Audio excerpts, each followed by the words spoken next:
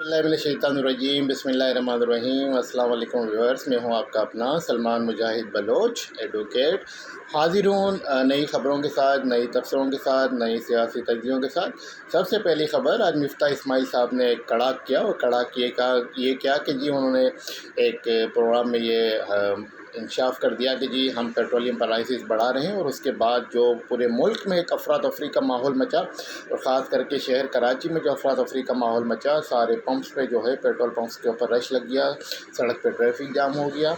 लेकिन जब उसके बाद उन्हें ये एहसास हुआ और उन्हें ये पता चला कि जी ये तो पूरे अवाम में एक पैनिक हो गया है, पब्लिक सड़कों पे आ गई है, मोटरसाइकिल, कार्स, दीगर गाड़ियाँ जो है वो ट्रैफिक जाम हो गया है, पेट्रोल पंप पे इतना रश लग गया है कि सड़कें जाम हो गई हैं। तो उन्होंने एक यू टर्न लिया, और यू टर्न लेते हुए उन्होंने कहा कि जी मैंने ऐसा कोई बयान नहीं दिया, हुकूमत को ऐसी समरी मूव नहीं कर रही पेट्रोलियम प्राइसेस बढ़ाने की। और उसके बाद वज़ीर इत्तलात मोहतरमा मरियम का भी जो है, मरियम औरंगज़ेब का भी जो है ट्वीट आ गया, और उनका भी एक जवाब आ गया कि जी हुकूमत का कोई ऐसा इरादा नहीं, और ये एक अफवाह फैलाई गई है मुखालफिन की जानिब से। लेकिन अगर आप वीडियोस देखें तो वो मिफ्ता इस्माइल साहब की जो आज की तकरीर थी, या जो उनके जो साउंड बाइट्स थे वो सामने आ गए। उन्होंने उसमें यह भी कहा कि अगर एक रोटी है और 4 भाई हैं तो 4 टुकड़े कर लें, मगर और ये होता है जलती पे तेल का काम करना है। मिफ्ता इस्माइल साहब ने मुफ्ता इस्माइल साहब मिफ्ता इस्माइल साहब जो कि वज़ीर ख़जाना है, जिनका अपना कारोबार कराची में, और टॉफ़ियाँ कैंडीज़ बेचने का कारोबार करते हैं। उनकी फैक्ट्री जो है कैंडीज़ बनाती है, टॉफ़ियाँ बनाती है। तो जो कैंडीज़ बनाने की फैक्ट्री चलाता हो वो मुल्क की इकनॉमी नहीं चला सकता। यही हम परेशान हैं कि एक ऐसे शख्स के हाथ में मुल्क की मईशत को दे दिया गया है। मुल्क की मईशत की गाड़ी का जो ड्राइविंग सीट है उस पर जो ऐसे शख्स को बिठा दिया गया है जो टॉफ़ियाँ बनाने का काम करता है, कैंडीज़ बनाने का काम करते हैं। हम उनके कारोबार पे नहीं कहते, लेकिन इस हुकूमत को चाहिए कि एक ऐसे तजर्बाकार शख्स को लाए जो माशी तौर पे इस मुल्क को निकाल सके, ना कि गरीब आवाम का, मिडिल क्लास आवाम का और लोगों का मजाक उड़ाए कि जी 4 भाई हैं तो एक रोटी है तो 4 टुकड़े कर ले। ये जो है वो गुर्बत, किसी की गुर्बत का, आपने पूरी कौम का गुर्बत का जो है मजाक उड़ाए। आपको इसमें माफ़ी मांगनी चाहिए मिफ्ता इस्माइल साहब, और आप एतराफ़ कर लीजिए कि ये चीज़ें आपकी काम की नहीं है।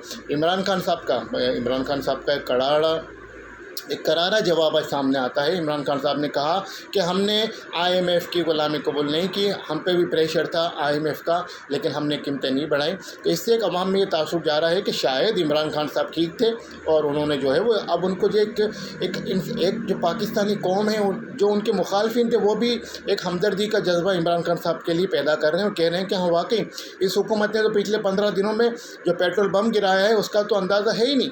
अगर आपके बस में नहीं था, आपके काबू में नहीं था, तो आपको जो है वो तहरीक अदम एतमाद नहीं लाना चाहिए था। तहरीक अदम एतमाद से पहले आपको ये नहीं करना चाहिए था।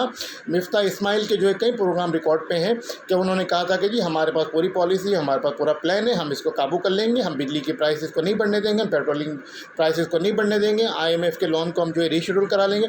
कुछ भी नहीं कर सके जनाब। इमरान खान साहब जो है बड़ा टेक्निकली खेल रहे हैं, वेल प्लेड कर रहे हैं। इमरान खान साहब के जो वज़ीर ख़जाना थे शौकत तरीन साहब, और जिनका बड़ा एक इंकशाफ, बड़ा चौंका देने वाला बयान सामने आया। उन्होंने कहा कि इस IMF के प्रोग्राम को रीशेड्यूल कराने के लिए इस्टेब्लिशमेंट ने मुझसे रब्ता किया और हमें बुलाया। मैं गया वहाँ पर जो है वो साबिक़ वज़ीर ख़जाना हफीज़ शेख भी थे, साबिक़ गवर्नर स्टेट बैंक रज़ा बाकर भी मौजूद थे, और 100 और साहब भी थे। और उनसे ये कहा गया कि पाकिस्तान को जो है इस माशी मुश्किलात से निकालने के लिए आप टेक्निकली सपोर्ट करें इस हुकूमत को, और IMF से डील को फाइनल करने के लिए सपोर्ट करें। शौकत तरीन साहब ने इंकशाफ किया और बताया कि हमने इनकार कर दिया, हम इस हुकूमत के साथ जो है कोई टेक्निकल असिस्टेंस प्रोवाइड नहीं करेंगे IMF के लिए। अगर आप निगरान हुकूमत बनाते हैं तो बिल्कुल हम मुल्क पाकिस्तान को और मुल्क पाकिस्तान की मईशत को ठीक करने के लिए आगे चल सकते हैं, IMF से बात कर सकते हैं और आपकी मदद कर सकते हैं। ये एक बहुत बड़ा इंकशाफ है साबिक़ वज़ीर ख़जाना शौकत तरीन साहब की जानिब से। उसके बाद चलते हैं जनाब MQM की तशवीश। MQM ने आज ज़राए जो बताते हैं कि MQM में एक बेचैनी पाई जा रही है। MQM जो है वो मुतमईन नहीं है बिल्कुल भी पीपल्स पार्टी के रवैये से। पीपल्स पार्टी की जो क़यादत है, सिंध की जो क़यादत है या जो आला क़यादत है, ज़राए ये बताते हैं कि पीपल्स पार्टी की जो क़यादत है वो बल्दियाती तरामीम के हवाले से जो आर्टिकल 140 है आईन पाकिस्तान का, जिसके ऊपर सुप्रीम कोर्ट का फ़ैसला भी आ चुका है, उसके मुताबिक बल्दियाती नुमाइंदों को इख्तियारात देने को تیار نہیں ہے. جو ایم کیو ایم پاکستان نے، ان کے لیڈرشپ نے جو مسودہ قانون ترامیم کا بلدیاتی قانون میں ترامیم کے لیے جمع کرایا ہے، اس کو اب تک جو ہے نہ ہی کابینہ میں پیش کیا گیا ہے، نہ ہی اس کو اسمبلی میں پیش کیا گیا ہے. اس پہ بھی ایم کیو ایم نے اپنے تحفظات کا اظہار کیا ہے. اور جو معاہدہ ہوا تھا، معاہدے میں جو نکات طے ہوئے تھے، اس پہ بھی جو ہے وہ پیپلز پارٹی اور جو سندھ حکومت ہے یہاں کی، وہ پس و پیش سے کام لے رہی ہے. اس معاہدے پہ منع عمل کرنے کو تیار نہیں ہے. لیکن خبریں یہ بھی ہیں کہ زرداری صاحب نے اور بلاول صاحب نے جو ہے کہا ہے وزیر اعلیٰ سندھ کو اور دیگر وزراء کو اس پہ منع عمل کیا جائے. لیکن لگتا یہ ہے کہ وہ صرف اور صرف زبانی کلامی سروس ہے، لپ سروسنگ جسے کہتے ہیں وہ ہے.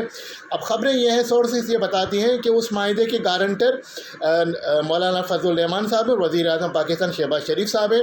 تو شاید ایم کیو ایم پاکستان نے جو ہے وہ ان دونوں کو اس چیز سے باور کرایا ہے، اس چیز سے آگاہ کیا ہے کہ زرداری صاحب اور پیپلز پارٹی جو ہے وہ پیپلز پارٹی کی سندھ کی قیادت جو ہے اپنے معاہدے پہ عمل کرنے کو تیار نہیں. جو ایم کیو ایم کے ساتھ ہوا تھا، اس حکومت کو گرانے سے پہلے، اس حکومت کے خلاف تحریک عدم اعتماد آنے سے پہلے، اس حکومت کی تحریک عدم اعتماد کو کامیاب بنانے سے پہلے، ہم نے پہلے بھی کہا تھا کہ یہ جو حکومت کی رونقیں ہیں، یہ جو یہ جو معاملات جو چل رہے ہیں حکومت کے، جو سورج چمک رہا ہے آب و تاب سے اس حکومت کا، شہباز شریف صاحب جو ہے ماشاءاللہ جو ہے آب و تاب سے چمک رہے ہیں، ان کے بیٹے جو ہے پنجاب میں چمک رہے ہیں، ان کا چاند چمک رہا ہے، ان کا تارہ چمک رہا ہے، ان کے ستارے چمک رہے ہیں، صرف اور صرف ایم کیو ایم کی بدولت ہے. جناب آپ کو اس بات کو مد نظر رکھنا چاہیے، وزیر اعظم صاحب، مولانا فضل الرحمان صاحب اور آصف علی زرداری صاحب.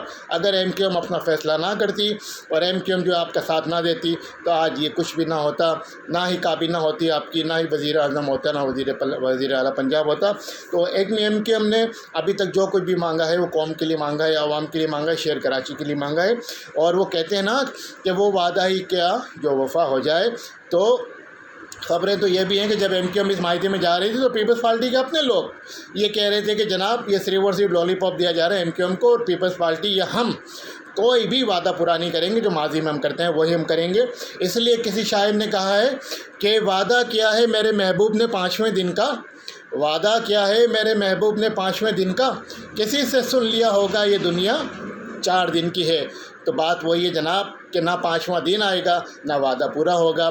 غلط کیا جو تیرے وعدے پہ اعتبار کیا، لیکن ہم نے اب تک تیرا انتظار کیا. انتظار ہم بھی کر رہے ہیں، آپ بھی کریں. آگے چلتے ہیں. اگلی خبر ہے کہ کے الیکٹرک نے کراچی میں طوفان بچا دیا ہے. کراچی کے شہریوں پہ کے الیکٹرک نے عذاب نازل کر دیا اس گرمی میں، شدید گرمی میں. آج دیکھا کراچی میں 16 گھنٹے سے زائد کی لوڈ شیڈنگ ہو گئی ہے. پچھلے ویلاگ میں بھی اس بات پہ بات کر چکا ہوں میں. اور آج تو شہر کراچی میں پورے دن مظاہرے ہوتے رہے، لوگ سڑکوں پہ تھے، کے الیکٹرک کے دفاتر پہ گئے، احتجاج کیا، سڑکوں پہ احتجاج کیا، سڑکیں بلاک کی گئیں، سڑکیں بند کی گئیں. لیکن عوام کیا کرے، لوگ کیا کریں؟ اس شدید گرمی میں نہ بجلی ہے نہ پانی ہے. پانی کا بھی کراچی میں ایک عذاب آیا ہوا ہے، پانی بھی نہیں مل رہا. تو لوگ کہاں جائیں؟ اس طرح تو لوگ جو ہے وہ اپنے مر جائیں گے، گرمی سے ہی مر جائیں گے. اور لوگ مر رہے ہیں، جو بیمار ہیں، جو پریشان ہیں ہاسپٹل میں، وہ کیا کریں، وہ کہاں جائیں؟ تو اس لیے عوام آج سڑکوں پہ تھی. تو حکومت وقت شہباز شریف صاحب، وزیر اعظم صاحب، آپ سے گزارش ہے خدا را کے الیکٹرک کے اس سفید ہاتھی کو لگام ڈالیں، اس بے لگام گھوڑے کو لگام ڈالیں، اس مادر پدر آزاد ادارے کو لگام ڈالیں، اور کے الیکٹرک کو جو ہے وہ حکومتی تحویل میں لیں. اور جو 51% شیئر جو حکومت پاکستان کے جو 49% ان کو دیے ہوئے ان کو ختم کریں، اس معاہدے کو ریوائیو کریں. اس معاہدے کے مطابق کے الیکٹرک نے آج تک کے الیکٹرک نے جو معاہدہ ہوا تھا 2007-8 میں، اس پہ عمل نہیں کیا، بلکہ اس نے صرف اور صرف اربوں روپے کمائے، آج بھی کما رہا ہے. اس کے علاوہ آپ نے دیکھا ہوگا کہ وزیر اعظم صاحب نے پچھلے جتنے بھی دورے کیے ہیں، لائک عمران خان اور لاہور کے کیے ہیں، ہر سیٹرڈے سنڈے کو وزیر اعظم صاحب جو لاہور جاتے ہیں اور کسی نہ کسی ہاسپٹل کا افتتاح کرتے ہیں. وزیر اعظم صاحب، شہر کراچی بھی آپ کا ہے، شہر کراچی پاکستان کا اکنامک ہب ہے.